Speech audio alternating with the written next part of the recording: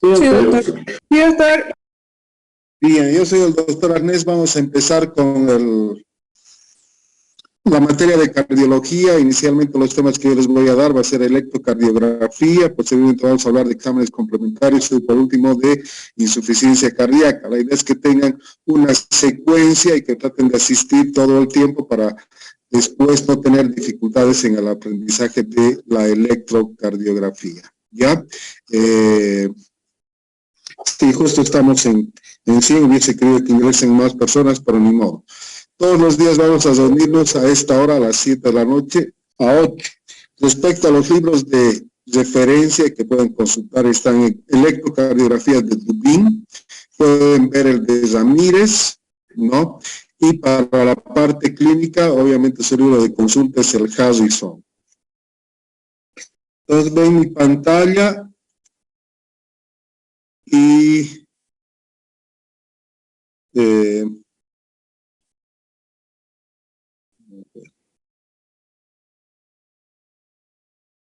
un minutito.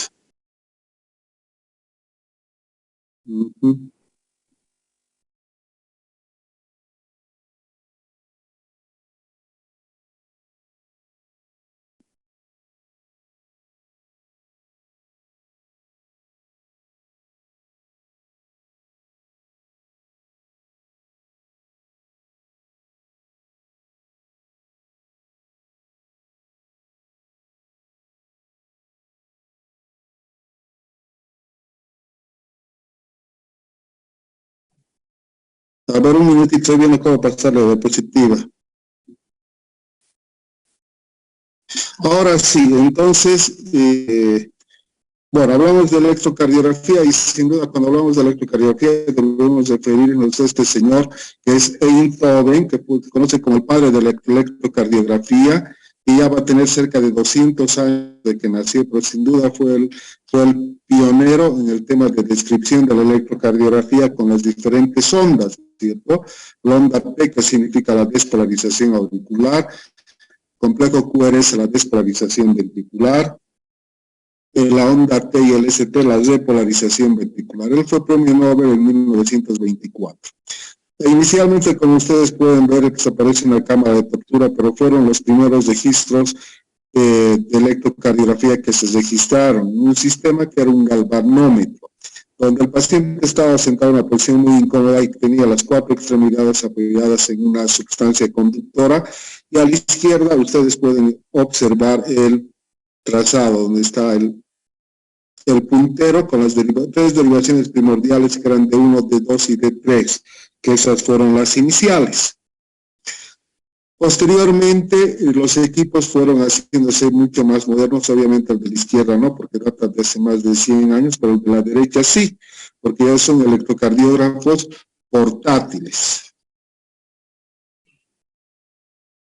Estos electrocardiógrafos portátiles pueden registrar la actividad eléctrica del corazón en un canal, 2 canales, 3 canales, 6 canales y actualmente en 12 canales, es decir, 12 derivaciones en forma simultánea.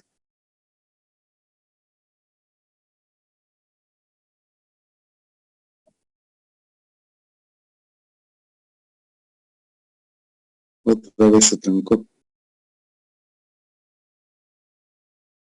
Un minuto.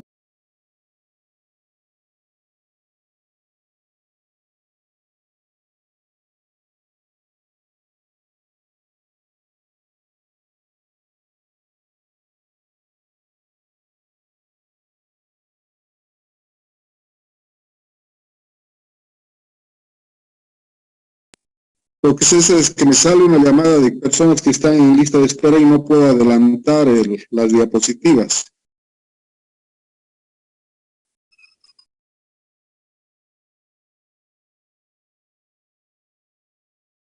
Bueno, ahí está. Ya pude. Entonces podemos registrar la actividad eléctrica por medio de estos cables. Nosotros tenemos 4 pinzas, rojo, amarilla, verde, y varios electrodos a nivel torácico para registrar las precordiales que van del 1 al 6. Como pueden ver, cada cablecito tiene su nombre. Stephanie, ¿puedes mandar un grupo al chat y decirles que ya no traten de entrar porque me sale en la pantalla y me impide pasar rápidamente las diapositivas? Que les Está vas a bien, pasar la grabación o algo. perfecto, doctor, Ya. ahora les hablo. Porque, como te digo, se me corta y no puedo avanzar. Entonces, este electrocardiógrafo se colocarán 4 electrodos en las extremidades. Generalmente el rojo va en el antebrazo derecho, como se ve en la imagen, el negro en la pierna derecha, que es el electrodo neutro, el verde en la pierna izquierda y el amarillo en el antebrazo izquierdo. Esas son las de las extremidades con las pinzas que habíamos mencionado. Acá tenemos otro electrocardiógrafo más pequeño, uno portátil, y que en la derecha tiene una pantalla LCD. Acá uno de 12 canales, en las que podemos ver los 12 canales en forma simultánea. Esa es una gran ventaja sobre todo para la detección de arritmias. Y seguramente ustedes que nos conocen más de tecnología han podido ver este tipo de equipos en sus smartphones que ya permiten obtener un trazado solo colocando los dedos en estas placas conductoras del teléfono. Y eso es muy útil sobre todo en aquellos pacientes que manifiestan o dicen que tienen palpitaciones o síncopes o desmayos, porque ese momento pueden obtener un trazado electrocardiográfico y remitir a su médico. Entonces es frecuente que pacientes que manifiesten palpitaciones podamos registrar episodios de fibrilación auricular o de taquicardia paroxística supraventricular. Ustedes deben estar un poco más familiarizados con este diagrama que es el potencial de acción de la fibra miocárdica. Entonces, si ustedes pueden ver, tenemos la fase 0, 1, 2, 3 y 4. La de despolarización se caracteriza porque el ingreso de sodio al líquido intracelular. Posteriormente viene la fase 1, en la que ingresa calcio, y es una fase de meset, y sale potasio. Y después vuelve a reingresar potasio, y esta es la fase de repolarización de cualquier estímulo del corazón no se conduce. Eso a raíz de la bomba de sodio-potasio dependiente. También ustedes van a recordar el sistema de conducción, el sistema eléctrico del corazón, donde la actividad eléctrica del corazón parte del nódulo sinusal, que, como ustedes saben, se encuentra en la aurícula derecha, en la cara posterior superior, debajo de la desembocadura de la vena cava superior. Y luego se divide por unos haces internodales que conectan el nódulo sinusal y el nódulo auriculoventricular. Así también tenemos el haz de Bachmann que conecta con la aurícula izquierda. Luego tenemos el haz de His, ¿sí? Que es este, que se divide en dos ramas, la rama derecha y la rama izquierda del corazón. Las ramas después se dividen en un haz anterior y otro posterior.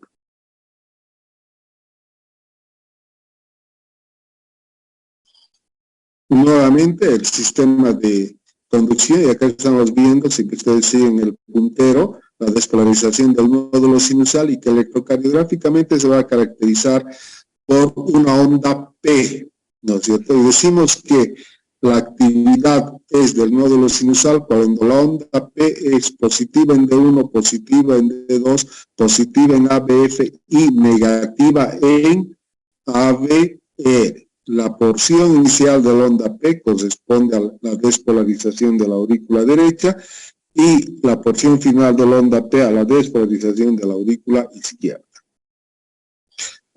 Después de haber llegado a la rama izquierda y derecha, puede llegar al sistema de His y de Purkinje, donde puede generar la despolarización y la contracción del músculo cardíaco. Y esto se va a traducir en vectores, como vamos a ver. Donde, de acuerdo a los electrodos exploradores, podemos tener un lado negativo y un lado positivo. Y si el vector de despolarización se acerca al electrodo positivo, nos va a dar una deflexión, es decir, una onda positiva, ¿no? Si sale casi perpendicular, nos da una onda positiva, pero de menor amplitud. Y si sale en el sentido contrario, nos va a dar una onda negativa.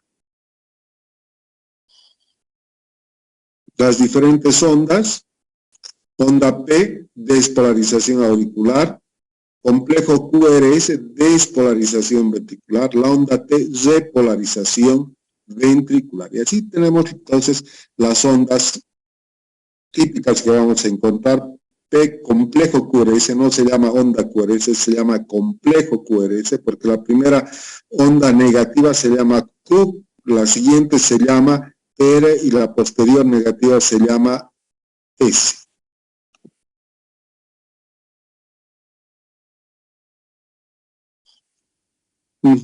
Aquí estamos viendo los diferentes electrodos, ¿no? Donde se forma un triángulo entre ambos brazos y la pierna izquierda. Entonces este triángulo se llama triángulo de Einthoven, ¿verdad? Del señor que acabamos de ver. Y ahora vamos a ingresar a las derivaciones. Tenemos tres tipos de derivaciones: derivaciones bipolares, derivaciones unipolares y derivaciones precordiales. Hablamos de derivaciones bipolares porque registran la actividad eléctrica entre dos extremidades. Y tenemos tres derivaciones bipolares. Son la derivación de 1, la derivación de 2 y la derivación de 3. La derivación de 1 mide la diferencia del potencial eléctrico entre el brazo derecho, que es negativo, y el brazo izquierdo, que es positivo. Y normalmente la onda P y el complejo QRS, como ven en la imagen, es positivo. La derivación de 2 mide la diferencia de potencial entre el brazo derecho, que es negativo, y la pierna izquierda, que es positiva. Y también normalmente la onda P, el complejo QRS y la onda T son positivas, como se observa acá. La derivación de 3 mide la diferencia de potencial entre el brazo izquierdo, que es negativo, y la pierna izquierda, que es positiva. Y existe una ley que también se llama la ley de Einthoven. ¿Alguien sabe en qué consiste? Bueno, dice que la suma de amplitud de la derivación de 1 con la derivación de 3 es igual a la derivación de 2.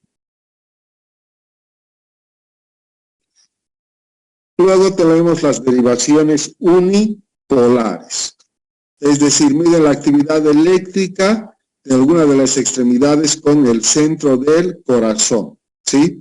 Tenemos ABR, donde en este caso ABR, el brazo derecho es positivo, y el centro del corazón es negativo. Y normalmente el complejo, la onda P y el complejo QRS son negativos. Del brazo ABL, donde el brazo izquierdo es positivo y la pierna izquierda es negativa. Y generalmente el complejo es isodifásico. Y tenemos la derivación unipolar ABF, donde la pierna izquierda es positiva. Y normalmente la onda P y el complejo QRS son positivos, ¿sí? Entonces, llamamos un complejo QRS positivo cuando va para arriba, negativo cuando va para abajo, e isodifásico cuando tiene un componente positivo y negativo de similar amplitud, como les estoy mostrando en este caso. Las derivaciones mencionadas, las 6, D1, D2, D3, que son las bipolares, R, L y F unipolares, observan la actividad eléctrica en el plano frontal del corazón, frontal. En cambio, las derivaciones precordiales en el plano horizontal.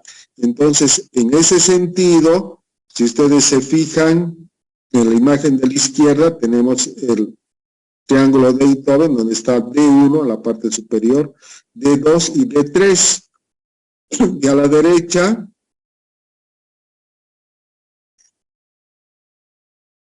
derecha, tenemos la derivación ABR, ABL y ABF, que son las derivaciones unipolares.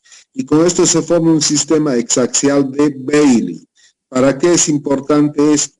Para poder sacar el eje eléctrico del corazón.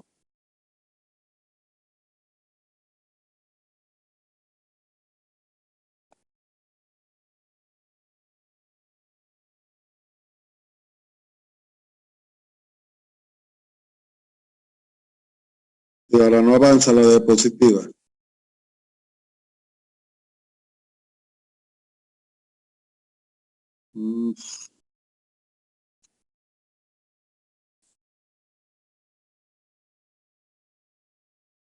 Tenemos 9 minutos más restantes.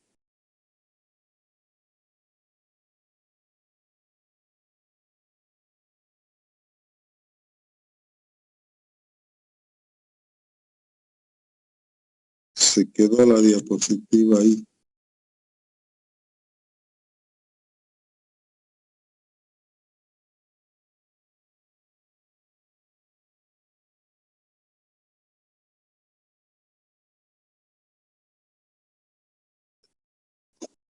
A ver, un minuto.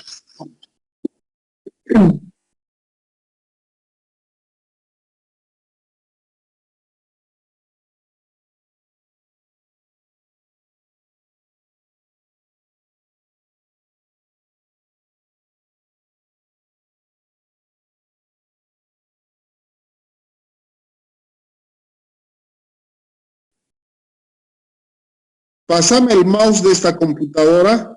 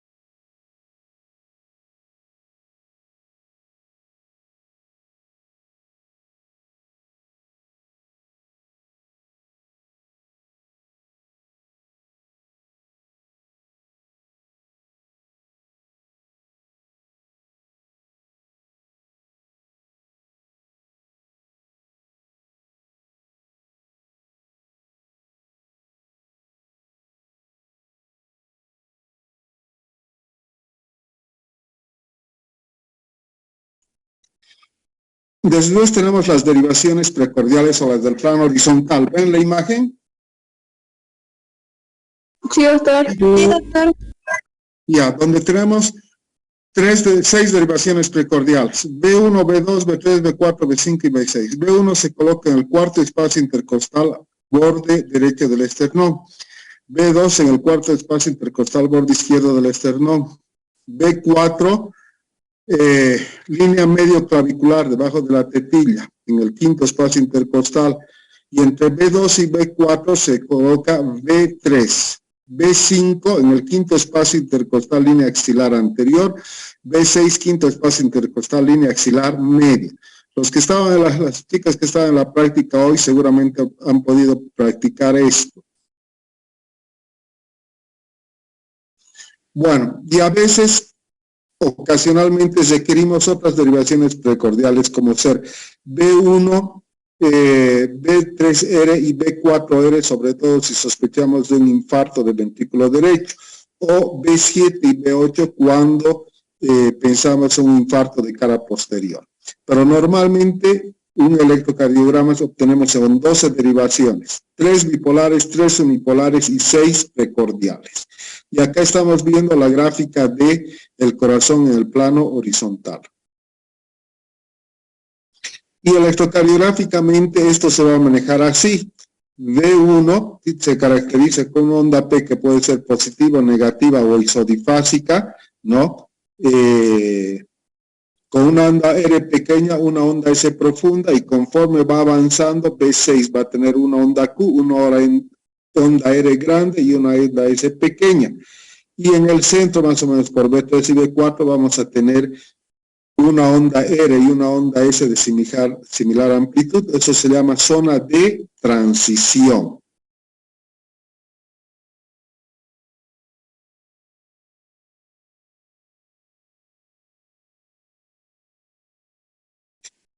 Ahora vamos a ver las mediciones en el plano horizontal. Entonces, el registro electrocardiográfico se realiza en un una hoja milimetrada, como es esta, donde cada cuadradito chiquitito está el tiempo y equivale a 0.04 de segundo. Es decir, que en 5 cuadraditos pequeñitos, como observan con el láser, hay 0.20 de segundos. Y en 5 cuadrados grandes equivale a 1 segundo.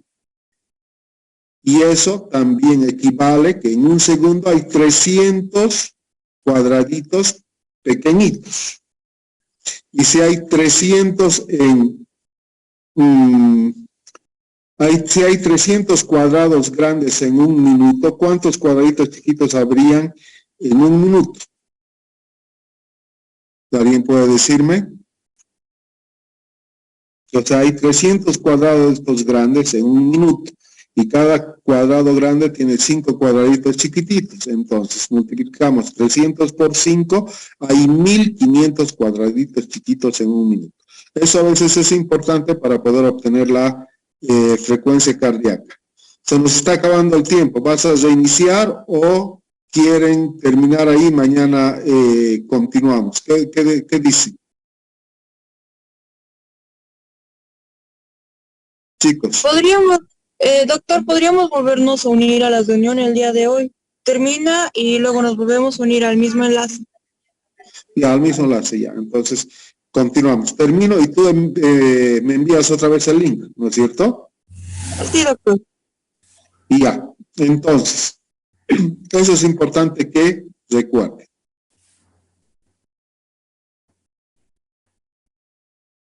Y en este mismo papel milimetrado tenemos el voltaje a nivel del vertical, donde un cuadradito pequeñito, que es igual a 1 milímetro, equivale a 0.10 milivoltios. Eso significa que 5 cuadraditos pequeñitos equivalen a 0.50 de milivoltios y 10 cuadraditos pequeñitos o 2 cuadrados grandes a 1 milivoltio.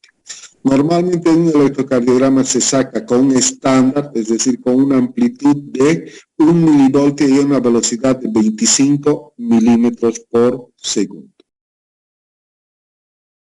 Cuando nosotros vamos a interpretar un electrocardiograma necesitamos organizarnos y para organizarnos entonces interpretamos de la siguiente manera. Primero el ritmo, después la frecuencia, la onda P, sus características, el intervalo PR, tenemos que medir, el complejo QRS, su duración, su amplitud, el segmento ST, la onda T, la onda U y la duración del intervalo QT.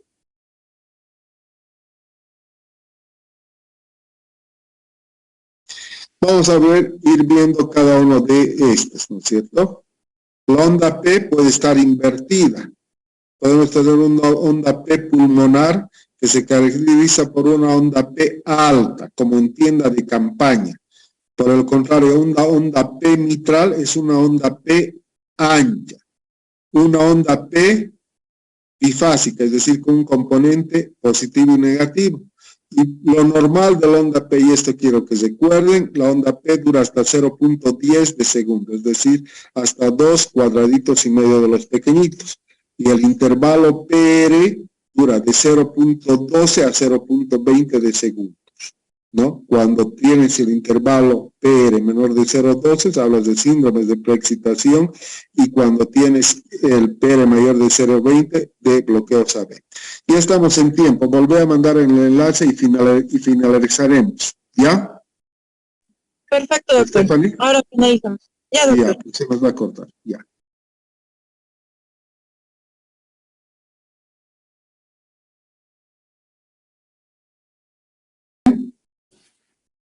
Sí, doctor.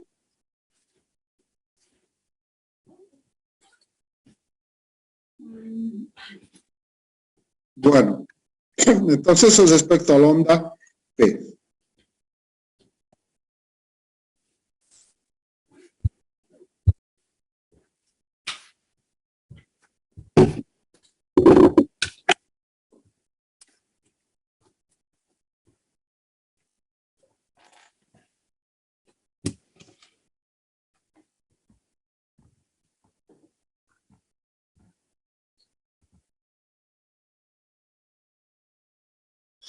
Y ahí tenemos la onda P, ¿verdad? Que es esta que nos dice que mide hasta 0.10 de segundo, hasta 2 cuadraditos y medio. Y de amplitud también hasta 2 milímetros y medio, eso es lo normal. Si está muy alta, hablamos de una onda P pulmonar, y si está muy ancha, hablamos de una onda P mitral por agrandamiento auricular izquierdo. Luego también hemos mencionado del intervalo PR, que se mide desde el inicio de la onda P hasta el inicio del complejo QRS. Cuando hablamos de intervalo PR, a veces se confunden y dicen desde el inicio de la onda P hasta la punta de la R, pero no es así. Hasta el inicio del complejo QRS. ¿Cuánto hemos dicho que es lo normal?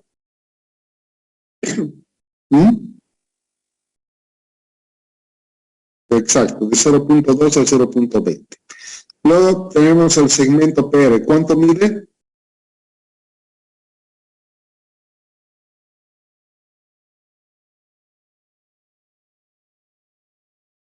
Nadie sabe. Bueno, en realidad el segmento PR no se mide, solo el intervalo. Luego tenemos el complejo QRS. El complejo QRS tenemos que ver la duración, normalmente es hasta 0.10 de segundo. Algunos autores describen hasta 0.11. La amplitud, las ondas Q patológicas. Hablamos de unas Q patológicas cuando duran más de un 25% del complejo QRS. Tenemos que sacar el eje eléctrico, la zona de transición, la deflexión intersecoide y ver retardos en la despolarización. Aquí está midiendo el complejo QRS, que no debe ser más de 2 cuadraditos y medio. Complejo QRS puede ser así, como se ve la onda Q negativa, la R positiva y la S positiva, pero a veces solo tenemos una onda R alta y no onda Q ni S, pero igual se llama complejo QRS. El segmento ST y la onda T, el segmento ST puede estar supradesnivelado, infradesnivelado. Tenemos que ver su configuración, normalmente es ascendente, su dirección, siga la dirección de la onda T, la altura y la forma de la onda T. Este es el segmento ST. Generalmente cuando existen alteraciones, sobre todo si está supradesnivelado o infradesnivelado, tenemos que pensar en patologías de isquemia o en bloqueos de rama o en hipertrofias. Esta es la onda T, que nos interesa su polaridad, si es positiva o no. Generalmente si el complejo QRS es positivo, la onda T también es positiva.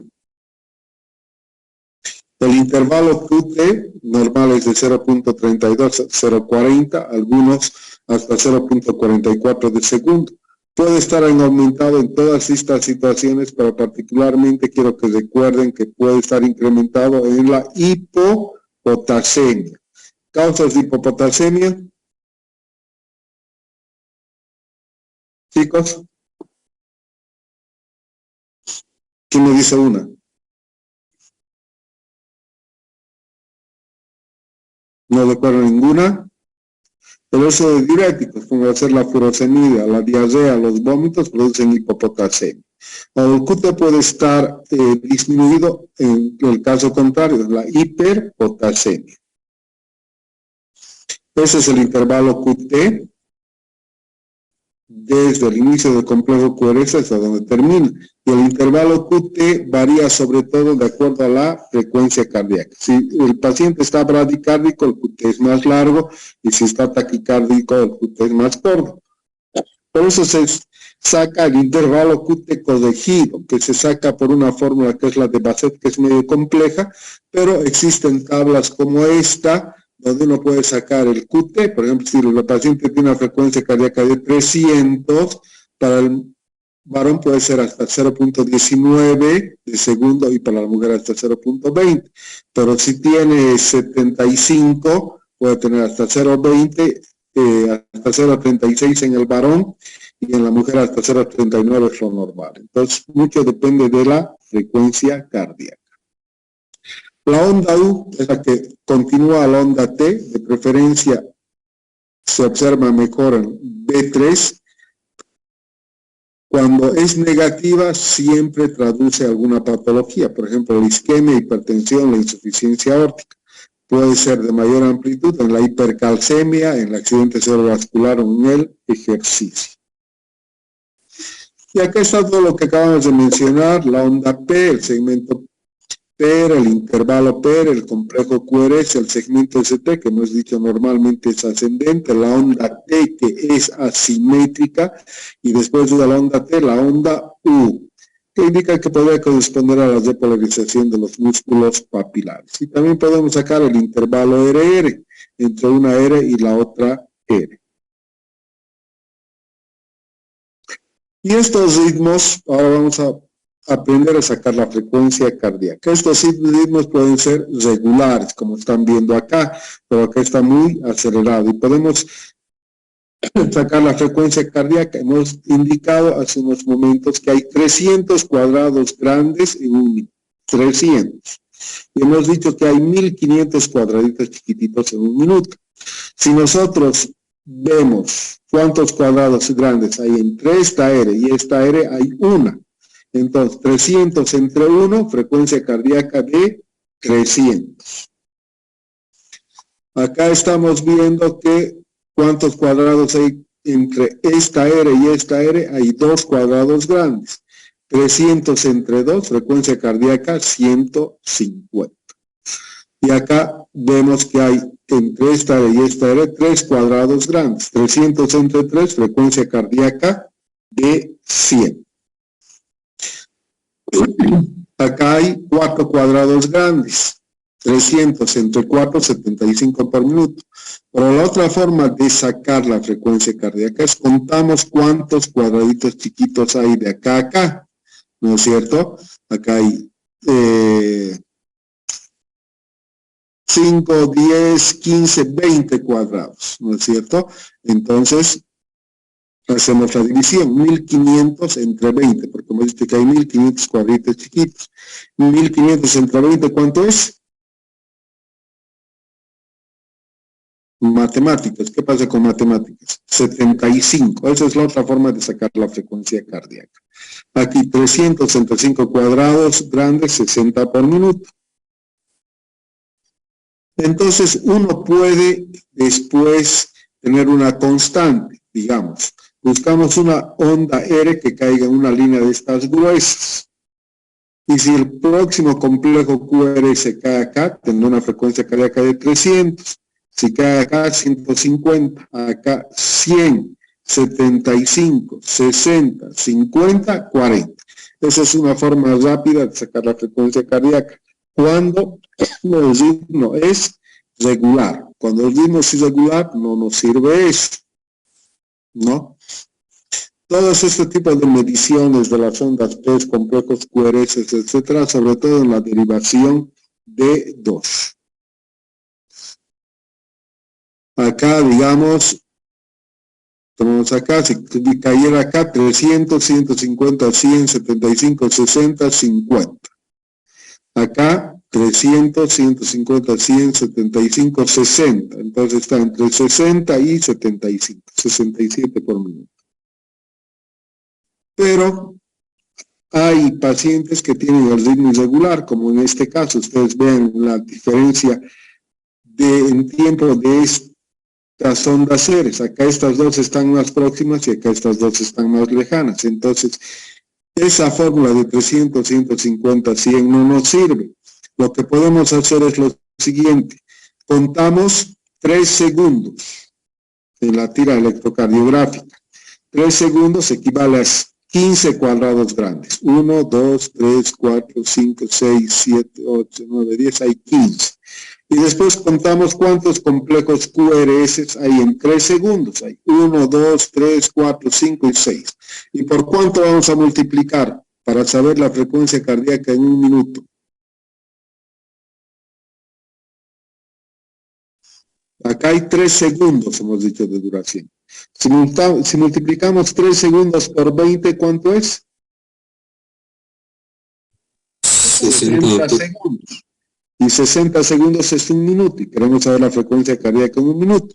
Entonces, contamos los complejos QRS 6 y multiplicamos por 20. 6 por 20, frecuencia cardíaca 120. Pero podemos hacerlo no solo en 3 segundos, sino en 6 segundos.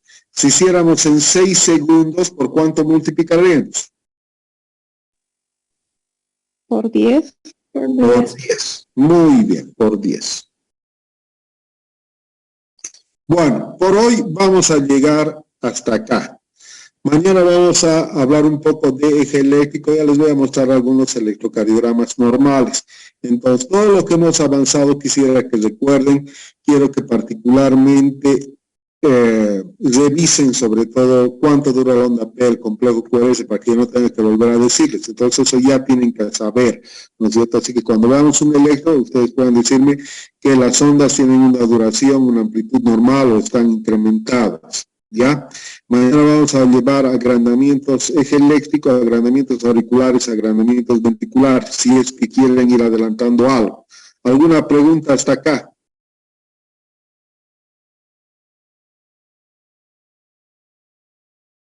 Bueno, o han entendido todo o no han entendido mucho, pero igual, repasa, ¿sí? Y mañana nos vamos a reunir por Zoom, también me mandan el link, lastimosamente, bueno, vemos si podemos hacer una clase en 45 minutos, caso contrario vamos a hacer lo que hemos hecho hoy, ingresar 2 veces, ¿sí? Está bien, doctor. Está bien, doctor. Ya, pero vayan repasando un poco, listo chicos, nos vemos mañana. Hasta luego, doctor. Hasta luego. Buenas noches. Gracias.